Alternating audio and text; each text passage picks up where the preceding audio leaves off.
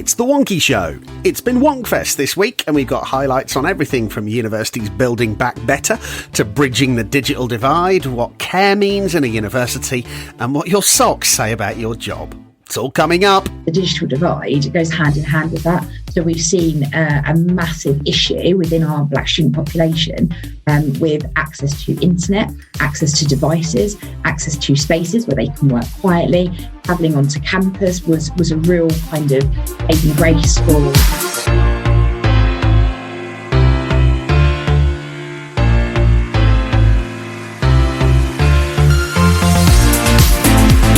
Welcome to the Wonkhe Show, your direct way into this week's higher education news, policy and analysis. Now, this week has been Wonkfest, our festival of higher education, and as a result, there's not been the time to record our usual format show. But the good news is we've got some highlights from day one of the event. Towards the end of the day, I met up with Wonkhe's editor-in-chief, Mark Leach, and friend of the show and solicitor to the stars, Smita Jamdar from Shakespeare, Martineau, where we caught up on what we'd seen and heard. Let's have a listen. So I think overall my big highlight was just I loved so much feeling genuinely engaged back with the sector again, because personally I've missed conferencing, I've missed meeting people, I've missed hearing from all the sort of different voices that you come across when you're going to sector events. So the whole thing was just a fantastic fillip and raised my spirits. I think in terms of the day itself, I attended 3 or 4 very different sessions, but what really struck me was for just how positive people are. And that was also incredibly, heartening and infectious. You kind of felt the energy, even though it's quite, as you say, a very different environment to the one we normally do this in. I think it's been a weird experience to be in my role. So I'm Vice President Higher Education at the National Union of Students. And I think there's been a mixture of feelings. I think it's been an unconventional year to be a student representative, let alone a student or just anybody trying to navigate a pandemic in whatever field that they're in. But I think what has been really, really important, and I'll highlight 2 things. Normally I go with 3, but I'll do 2 to be succinct. The first thing that I would say is the importance of education of every form has been such a big learning point over this past year. I mean, nobody really knew how to navigate a pandemic before. Nobody really knew what it would mean and how it would change our lives. And I think in every aspect, we've seen the importance of both formal education and informal education. And I think that has really bridged the gap in really recognizing everybody's stake in being able to manage this pandemic, but actually move forward in rethinking how we did things, why we did things, and what the purpose of what we were doing was. So I think education has been a really, really important part of this. But actually a big learning that has come out of the pandemic is just the importance of how much we prioritize and making sure that university, making sure that education is a space that everybody, especially the most vulnerable students and staff in our community, can thrive in and can be able to engage with in different ways. And we've had to move things in a different direction. We've gone to online teaching. We haven't had as much of a physical presence as we traditionally would have, but seeing how that has meant that different groups of students, staff and people in our sector have been able to adjust and in some cases thrive, and in some cases had to really reckon with some of the systemic failures the system has already built in. I think has been a massive, massive learning curve. And just to end, I think it's really important that when I think about Build Back Higher, I think it's going to be really important that we rethink what the traditional is, we rethink how we do things, and actually I think now is the time more than ever to be a bit more risky and think about how we can do things in new, better and innovative ways. So it's been a baptism of fire for all of us, but I think there's lots of learnings and lots of things that we can do going forward that can actually be better and not just patchwork fixes that we've seen in the past. Jim, your key takeaway from the day so far? I am quite cynical, believe it or not. you surprise us.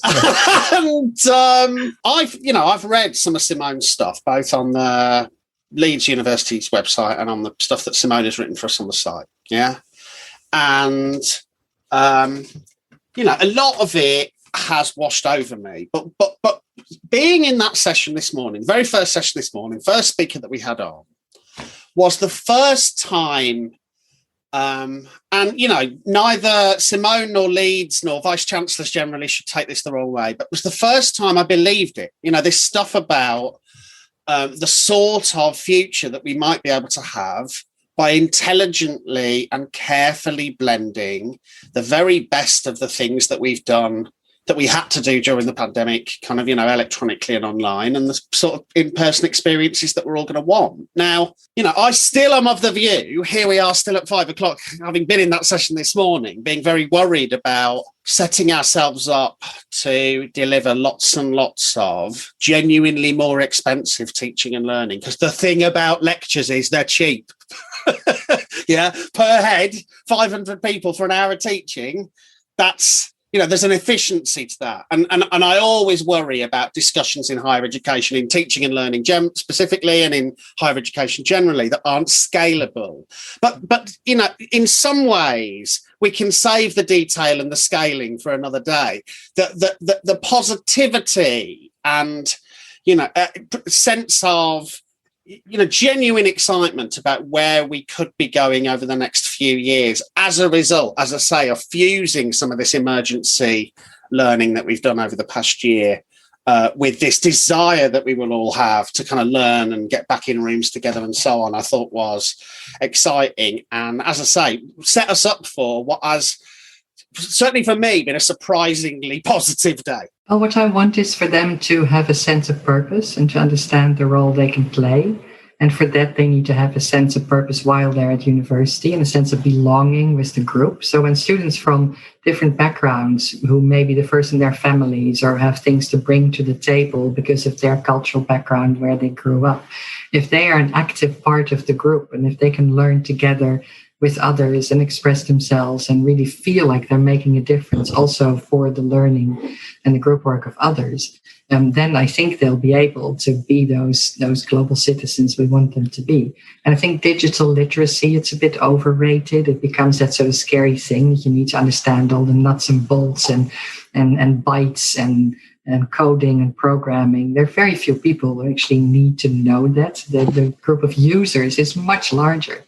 And if you look at online delivery, there's some professors who hardly know how to turn on their video camera or have an iPhone on a wobbly tripod, but who are great at teaching in an online environment. So what we need is technicians in the universities and a small group of our future global leaders who actually understand how to develop the technology.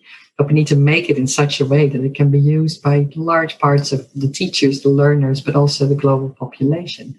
We need to make sure that everybody at some point has access to digital technology and then it becomes super user friendly, which again also it's a multidisciplinary trade because you need also people from the humanities and social sciences who understand how different cultures, people with different literacy skills can use digital technology, because there's also a large part of the global population with very low numerical and reading skills, numerical and reading literacy. And we need to be able for them also to access digital technology. Just think about how we can use it in the lowest threshold way becomes really easily accessible. And I didn't need to do much to be in this meeting today. Your technical team helped me. All I needed to do was click on something and here I am. So I don't think we need to make the entire global population digitally literate to make sure they can all benefit from learning and teaching and being part of a new generation that actually can tackle the global challenges. What were you were in the Care and University of Communities, Jim, weren't you? Because you helped put that session together. And that was, I thought, really, again, really interesting because we had real life students, for one, but also, again, real kind of human experience. What was the takeaway from there for you? Well, do you know what? I mean, I have become, borderline obsessed. And, I think certainly Smita will understand what I'm getting at here by this kind of vague, amorphous question about what university's duty of care is. And it does matter because, we don't want universities to fail in that duty. And if universities do fail in that duty, we want students to feel empowered to be able to raise that and get redress and so on. There is a duty of care somewhere, and it's not written down, it's hard to define and so on.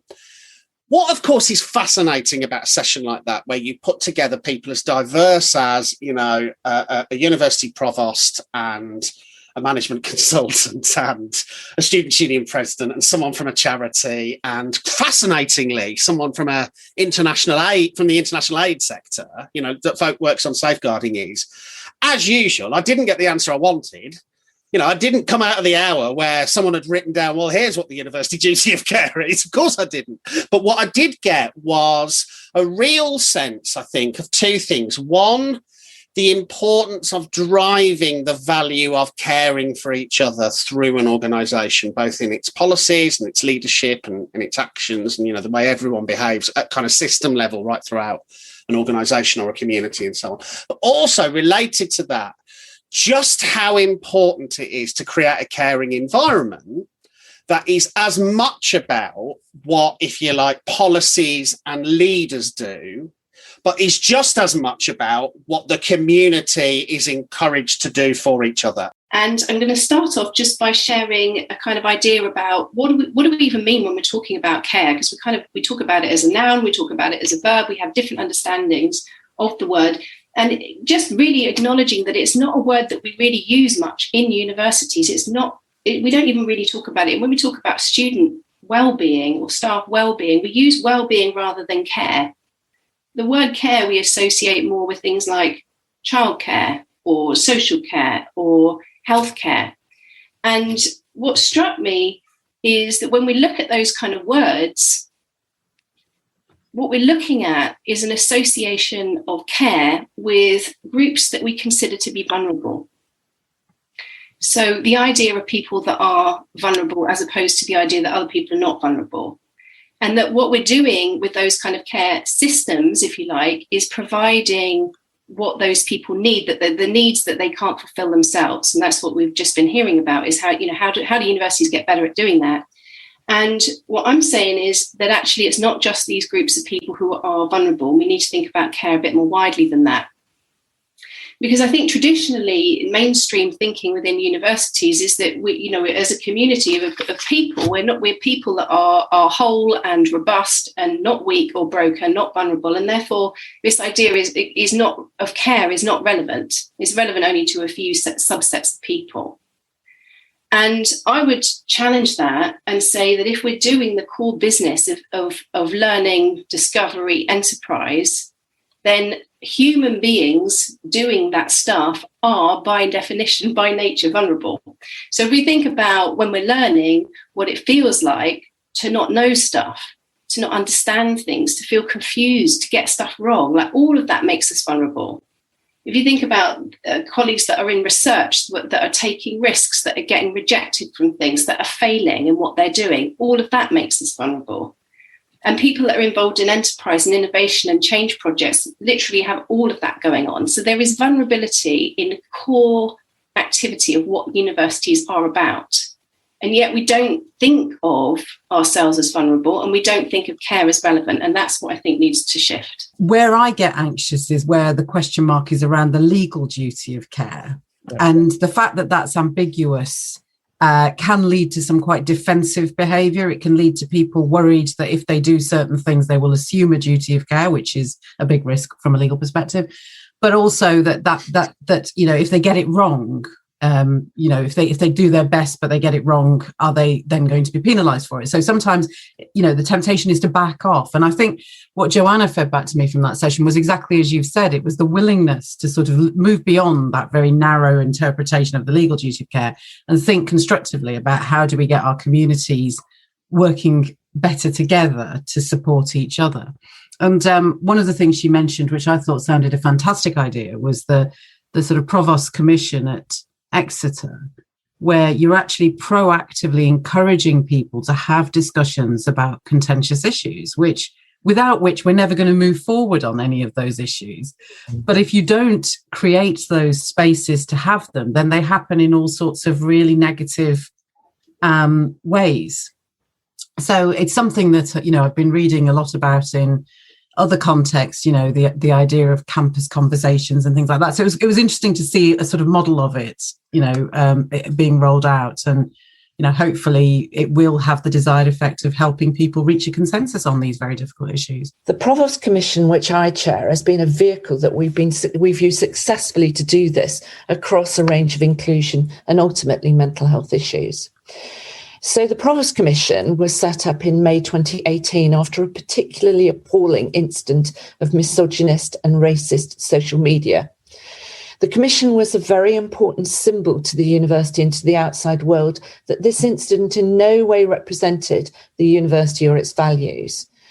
So the Provost Commission has become an open forum for staff and students where we meet publicly to scrutinise, test and challenge our inclusion work to ensure our community is an open, safe and welcoming environment for all. It's got representatives from across our 3 campuses, students, levels of study, staffing grades, and from all of our inclusion networks. And it's been really helpful during the pandemic to have this existing network to build on trust and open dialogue so we can be honest and challenge each other. We've had very difficult conversations, particularly around external matters such as the George Floyd murder and Black Lives Matter, and internal freedom of speech issues and our Black awarding gap. We've also held a number of extraordinary Provost Commission sessions called for by our community, including a recent one to look specifically at the issue of gender-based violence. So this caused us to set up our new gender safety group. So the Provost Commission collectively has defined 7 priorities for our inclusion strategy: recruitment, recognition and reward, education, curriculum and success for all, creating an inclusive culture, norms and values, including how we might counter online harms, community and involvement, monitoring and evaluation, HR policies, training, development and redress, and research. So in addition, over the past year, we've expanded our work. We are working in greater partnership with our Students' Guild, who've been running regular open town hall meetings led by the Vice President, Welfare and Diversity. The focus nature of each session on wellbeing, mature students, postgraduate students, has ensured that we're hearing from communities that can have fainter voices. We're empowering our students to make change. So after discussion with a particular student group, we launched a £25,000 anti-racism student fund to support student-led projects and initiatives. The fund is administered by our Education Institute. It's been a really successful way to engage our student community, and we're now looking to expand this to include a further fund to support student-led initiatives focusing on gender-based violence. So the most obvious one, I think, that we found is within our Black student population. Now, our university has one of the worst Black attainment gaps. I think the worst Black attainment gap, in fact, in the entire country. Sorry, Christchurch, calling you out there, but that is what it is. And we're working very hard on closing that gap. However, the digital divide goes hand in hand with that. So we've seen a massive issue within our Black student population with access to internet, access to devices, access to spaces where they can work quietly. Travelling onto campus was a real kind of saving grace for our students pre-pandemic. And when that was no longer an option, or when that option was made much more difficult to travel outside of particularly the London area, which is where most of our students commute from, that created a huge issue within not just attainment, but actually in terms of community and culture and everything else that kind of comes with university. I guess the second one I want to speak about goes, so we're mixing with this as well with our students from low socioeconomic backgrounds. So we are a WP organisation. We are widening participation. At the core of what Christchurch does, it is supporting those who ordinarily wouldn't be going to university. Myself included, I was a mature student, first generation to go to university with a child at the time as well, a 3-month-old baby. That's what Christchurch is there for, to support those students who couldn't find a place before that, and then support them all the way through. This pandemic has hit us really, really hard, because we basically get all of those groups are already struggling in society, are already marginalised in society, and already have massive inequalities running through everything that they do. And the pandemic just heightened that tenfold. Now, every week on the show, we delve deep into the sector's past to discover stories of how things were and how things came to be. With Nottingham Trent's academic registrar, Mike Ratcliffe, here's the hidden history of HE. So, one of the issues du jour is the issue of a commuting university. What are we doing for commuting students? Well, one of the biggest reforms in the 19th century was to set up a commuter university. What originally was called the University of London, we know it now as University College London. And it was set up explicitly to be a commuter university because the vices of the residential university, Oxford and Cambridge, were so obvious to everyone that you wanted to avoid that at all costs. So, the pitch comes in a staged letter to the Times from Thomas Campbell to Lord Brougham, in which he sets out a kind of prospectus for a university. He goes on to embellish it some more. But the prospectus is pretty clear that there's a group of people who are not being catered for in the higher education sector, and they are the middling rich. This is the group we need to go after, he says. These are the people who have some money, can't afford the expense of sending their kids, their sons. Sadly, all the stuff is about sons. We can't afford the expense of sending our sons off to university. It will cost you far too much. So we need something for them to stay at home and commute to university. Now, Campbell works this all out. He works out how many middling rich families are within a 2-hour walk of UCL. So if he puts it in Bloomsbury, he knows how many people, what his catchment is. He sets out what might happen to them. So that they'll come, they'll have breakfast early at home, they'll come in for several hours, receive instruction, they can stay in the university in that time, and then they'll go home again, always in the hours of daylight, to their parents' houses, where the parents will be in charge of them. So, and he says in the letter, their parents might know how every minute of every day of their life was employed. So the idea the parents are completely in charge. In the original sense of the prospectus of the place, he imagines a weekly report going home with the students to show what they've done during that week. And the idea is to save vast amounts of money for families that might have a couple of £1,000 a year income, and this won't be ruinous. It won't be ruinous in terms of the cost, but also it won't be ruinous in terms of sending your son away where you have no idea what they're doing for 8 weeks, and all that you might get is bills sent back from their ruinous life in Oxford or Cambridge. So you've got much more control of them. It's also really important because what you do on Sunday is your decision. So it doesn't matter what church you go to, because it's not the University of London's problem which church you go to on Sunday. So it can avoid the question of religious tests because it's not in charge of your morality. So it doesn't matter to them how you pray. You can get on and do it. So as far as they're concerned, that gets them out of the problem about dissenters, gets them the problem about Jews. They're in a position where that's not their problem. So if you can come and study the instruction, your parents are going to look after your morality. That's not our job. So they won't teach religion because there's no need for you to be taught religion because you'll be going to the church of your choice. You won't need to get it from us. It's full of really up-to-date ideas. So in order to get it going, they need to set up a company. So it's set up a company and it's supposed to have subscribers. And the good news about being a subscriber is that you pay your £100 and then you can send a student. So as a shareholder, you get a guaranteed place at the university for your son as a kind of recompense for that. So that's an interesting prospect. Would have been good for the new College of the Humanities if they'd gone for that route. So you can set it up. The professoriate aren't going to be funded out of endowments. They're just going to collect the student fees. So they're going to be paid out of the student fees. So that's how they're going to get funded. They're going to get spread across lots more disciplines. And to mark the whole thing off, it emerges very quickly that what they want to do is have much more open study. Campbell goes on a trip to Berlin to look at the new university there. He receives correspondence about how the University of Virginia is set up. So he wants to have a much more elective system. Students can study whatever they want. He brings in professors in all sorts of practical subjects. So it's not just learning the classics. And so he sets up a different kind of understanding of how that should be. Pretty soon, there's a reaction because how can this place be saying it's going to offer a degree if there's no religious instruction, if no one has a sense of the morals of the men that have passed through it. So the kind of reactionary approaches, the Tories set up their own campaign to set up a college, and they get the King's support, which is why King's College gets to be set up in opposition to the University of London, and it sets up to do pretty much the same kind of thing, commuting students, a wider range of subjects, but with religious education at its heart. So they want to be a different kind of setup, but within the sphere of the Church of England, because that's important to them.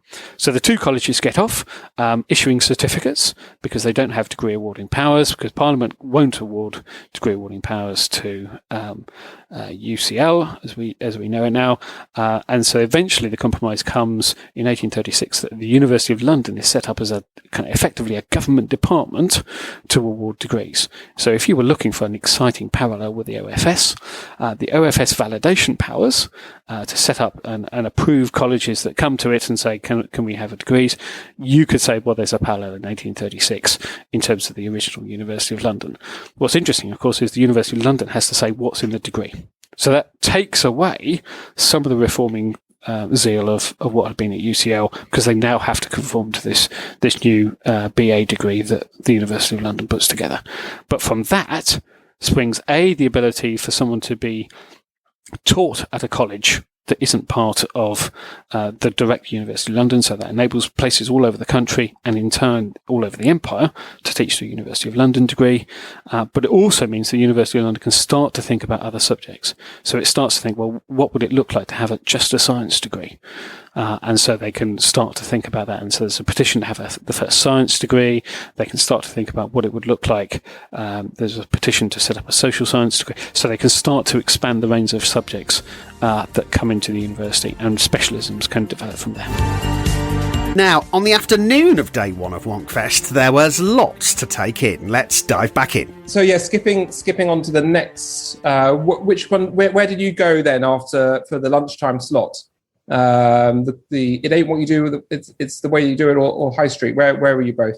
I was in the flexing one, so it ain't what you do, it's the way that you flex it. So it was a session which was basically looking at the possibility of, looking at how things have had to flex over the last 12 months across a range of areas of university life, culture, staff, technology, teaching and learning, and what we might do to build that flexibility in for the longer term. Do we need to, and what we would do about it. And again, as always, actually, what I thought it wasn't so much the detail of what people were discussing, it was some of the underlying principles that they were talking about. And there were just a couple which really, really stuck out to me. The first was whether we like it, the message that was coming from all the speakers was whether we like it or not, the world is now more uncertain. We're not just talking about, getting to the end of the pandemic and then it'll all be back to what we knew. It is inherently more uncertain than we've ever known it. And therefore, developing a capacity to be flexible, irrespective of what form the flexibility takes, but being able to be flexible and constantly evolve is more important than ever. So I thought it was just a useful framing thing, that stop looking at it from the narrow perspective of what do we do to respond to the pandemic, and just start seeing it. This is the, awful expression. This is normal now. This is what it's going to be like one way or another forever. I don't mean sitting on the other side of a screen, but that. Yeah, and then absolutely. Yeah. The second point, which kind of slightly contradicted that, but it was really a kind of massive, light bulb moment for me, was, have we actually really experienced flexibility over the life of the pandemic? Haven't we really just moved to something different? So what happened was we were all physically on campus one day and then we were all remote. And I know there's been a bit of toing and froing, and sometimes you're on campus and sometimes you're out. But really embracing the idea of hybrid, blended learning hasn't happened yet. That's the next stage. It's kind of not the either or. It's genuinely blended. And thinking about it from my own perspective of working from home versus having a choice of whether to go into the office or whether to carry on working from home, and what difference that will make, and how we need to support people to embrace those choices and feel confident about those choices. I thought that was also quite a real sort of light bulb moment. We're driven to working differently, but we haven't been truly flexible as yet. As things stand, some stuff have to be on campus, and those that didn't need to couldn't. As yet, we haven't dealt with the nuances of individual preferences. roles that could be undertaken remotely or in person, and the challenges of managing collaboration between some staff that are on campus and some that are not, as Osama said, the Zoomers and the Roomers. Our experience is that we have learned that many activities, particularly university-level meetings, training and development activity, Wonkfest, have worked exceptionally well, if not better, remotely. But the benefits are driven by everyone's using the same platform. Everyone's able to contribute in their own private space, ideally, and they have an equal opportunity to participate. So mixing this up and moving to a more blended or hybrid approach will bring new challenges that does require technology. It also requires physical space, but it also requires competencies that will need time and investment to develop. My second thought is that the approach to flexibility within any institution needs to be driven by the nature of that organisation's academic mission and the physical and digital kind of geography of the institution. So we're based in central London. That affects our ambitions for flexibility going forward. Our location presents challenges for where staff are able to live and the nature of their commute. We also have pressure on our space, and realising extra space for research and teaching could bring benefits, not least because our research requires significant amounts of physical space. And our educational officer are also based on the opportunity for students to collaborate with researchers and participate in research at all levels. And in many cases, our teaching requires practical experience in labs or in wards. So different institutions will have different needs, different aspirations for growth of digital learning, different needs to be embedded in certain locations or embedded in certain communities, and different feedback from students and staff over the past year of experiences. And that should be what drives the approach to flexible work arrangements going forward. Jim, on the high streets, what happened there? Mark, you'll know that earlier on in the week I wonk cornered. I know you don't like me converting nouns into verbs. I wonk cornered. Let's not use the actual example. I wonk cornered the Tony Blair Global Policy Institute report that Blair had written with Adonis on, the education recovery, the other education recovery project that's on at the moment. And, one of the things he says in there is, big, bold, hairy goal. Towns with a population of 80,000 or more that haven't got a university ought to have one. And do you know what? That really matters at the moment to places like, Watford. Because, massive shopping centre with a closed John Lewis at one end and a closed Debenhams at the other. This is where Jim is, right? He's talking about... Yeah, I'm right now in Watford. And, endless opportunities to vape.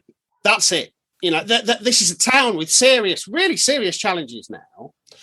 And, in many ways, through this kind of live case study of the stuff they've been doing at Kingston, a really good session to watch back, I think, because, again, it's one of those kind of synapses going off sessions, which gives you a sense, I think, of some of the ways in which universities can go beyond a kind of civic engagement, which is about talking about the economic benefits of the supply chain and of student migration, and goes beyond what I'd call the kind of annual event where boffins from STEM departments go and run experiments in a shopping centre with a local newspaper on hand, and then they go back to their offices for the rest of the year, and gets properly into what you can do when you deliver some of your infrastructure, both in partnership and for the place where you are or the places where you are. And, really got into, not in a way that's instantly recreatable or not everyone would be able to run a project directly of that sort, but really got into some of the kind of, the interesting questions that come up around, access to facilities and how you share facilities with a community and, what some of the issues then become around how you share those and so on. So, certainly anyone that is thinking about the kind of relationship with the community, this civic work, and as I say, getting it beyond kind of annual reports and, experiments with boffins once a year. Well, the community wanted to be able to enjoy the amenities of the university building. So we had lots of consultations with the community as well as internally within the university, and ended up with a building which becomes more of a library as you go up it. But the first 2 floors you wouldn't recognize as a library. In fact, there are no turnstiles in the building, so the community can go anywhere they want in the building, but it naturally zones itself to be quieter and more of a traditional library as you move up the building. So the first floor is a cafe, there's a theater with about 80 seats, there's a huge courtyard with benches in it. And then if you go up one floor, there is then sort of soft seating and general seating. And as you move up, you end up with stacks as well as gardens, which are placed with inside the building. So you see, when the building opened, and it was pre-pandemic, we just got there weeks before the first lockdown. The cafe on the ground floor was packed with the community, actually. So there's a second cafe that's on the rooftop, which again has more students and staff in it. But that ground floor is really really community oriented. And once we come out of the pandemic and we can get together again physically, I fully expect the theater and the courtyard and the other spaces to be used by the community as well. It's also a very prominent site in Kingston, so it doesn't. A huge space, yeah. It's a huge building. Yeah, it's really in a very prominent place. It's across from Surrey County Council. It's near the courts. It's near the college. It's the sort of entry to the downtown. So it's really a landmark. It's physically a landmark. And also there was when it was designed, it's very generous spatially. So and there's ample landscaping. In fact, we got rid of a car park that was in front of the adjacent building and turned that into a welcoming green space. That green space comes up the outside of the building to link that together. So there's a lot of parking for bicycles. There's the cycle path for the town that comes right through in front of the building. So there's a lot of, it really knits itself into the community physically, but also programmatically. And then there's some quirks in it. So we decided to put a dance studios in a library. A theater is bad enough in terms of, acoustic provision.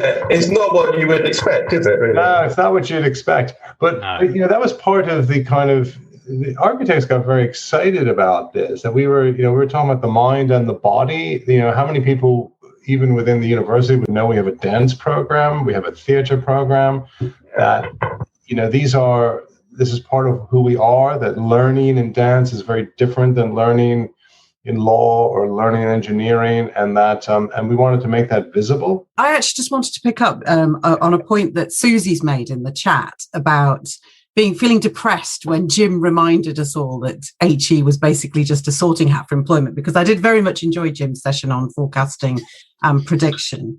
But it included a theme that has come up in a lot of the sessions that I attended today, which is all about what is value in higher education. What is the value of higher education?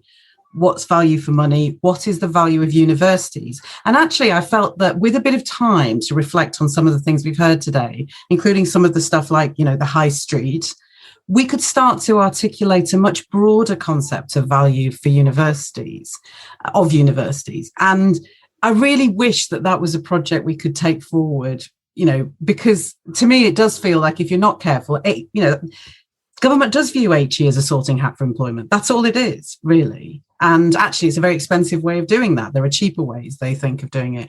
But when you think through the pandemic, all the wonderful things universities have done for their communities, all the things they're capable of doing through their research, we need to bring that whole thing together and start to sell the wider value proposition, rather than allowing it to be divided up into extremely reductive and depressing concepts like sorting hats. Let us never hear that again, Jim. I think it's really difficult with belonging, because is it a political issue? Is it a wellbeing issue? Where does this sit? Does it sit in strategy? Does it sit in wellbeing? Does it sit operationally?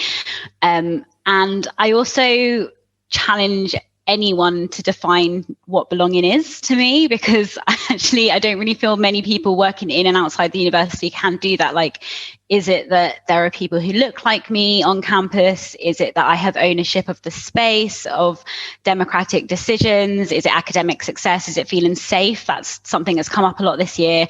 Is it being told that you belong? I mean, it took me 5 years, 2 degrees, and 18 months of being an officer before I felt that I belonged to Exeter. So much so that, you know, I had to be a VP for a year before I ran as president. I think a lot of conversations that I have with presidents, particularly presidents who are of a demographic that's not overrepresented on their campus, you know, there's a sort of attitude of like, I'm not like you, so I don't belong here. My approach was always like, well, I'm not like you, but I am here, so you've got to make some room for me. And I think that focus on like making room is something that when I've spoken to students, they often feel that in trying to make students belong, it just makes people feel like they belong less.